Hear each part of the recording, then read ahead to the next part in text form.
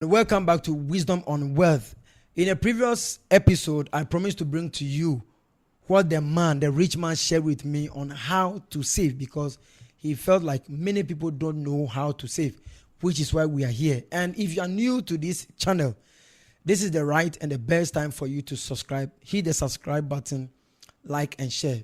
Be a part of this family, because this, content or episode is to change the mindset of the way the average and the poor people think, to the realm or to the category of rich people. So yes, I don't want to waste much of your time. Let's set it rolling. My name is Wizzy. Wizzy. So what did he say about how to save? Everything that he said, I had written it down because I don't want to forget. I don't want to say everything and anything from my mind. And the first thing that he shared with me is that you need to purpose to save. Yes, basically, you need to purpose to save. Purpose means is that you should have the mentality, the mind, the heart that I am going to save. Because without a mindset of me saving, it is impractical. It is impossible for you to save. And I was surprised. I was like, so is that a common mistakes that the average people do? Is that a common mistakes or the difference between the rich and the poor? I said you have to purpose, because if you are going to the market to get groceries, if you are going to the market to get things for your home, you plan, you purpose. It is what it is. You don't just wake up and go to the market square. You don't just wake up and go to the supermarket and say that I have come, so I'm going to buy anything. You end up doing impulse buying. So purpose to save in your heart and in your mind. The second thing is that you must plan on what to save. Plan on what to save. What does it mean? Having 2%, 5%, and even 10% of your income. Income does not necessarily mean that you work in a firm and you earn a huge sum of money.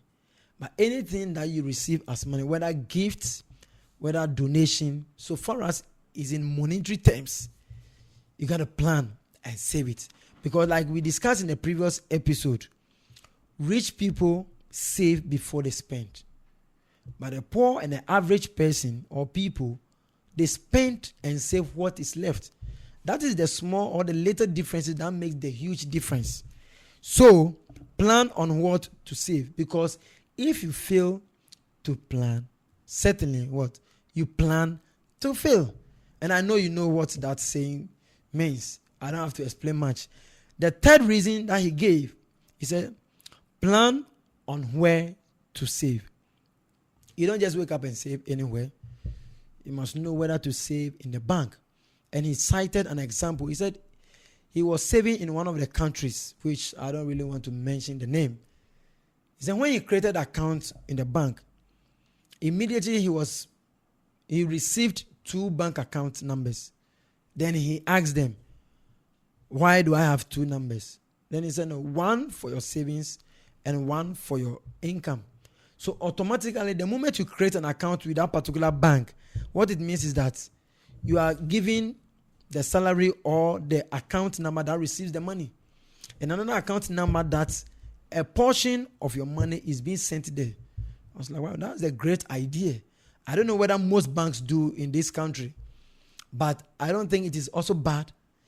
You have to set that, okay, this is the bank account that I receive money through, and this is the bank account that I am going to set aside what I call savings. And like I said, savings will help you invest. Without savings, there is no investment, because investments will bring you returns. Save today so that your money will save you tomorrow. The fourth one is to discipline yourself, or you have to have discipline on the money you have, where to save it.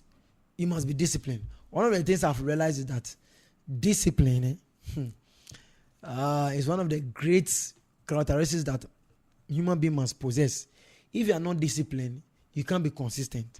You can't be, whatever you are doing, you are not consistent. You end up giving up at the end of the day. The fifth one has to do with set structure for the savings. Set structure for the savings.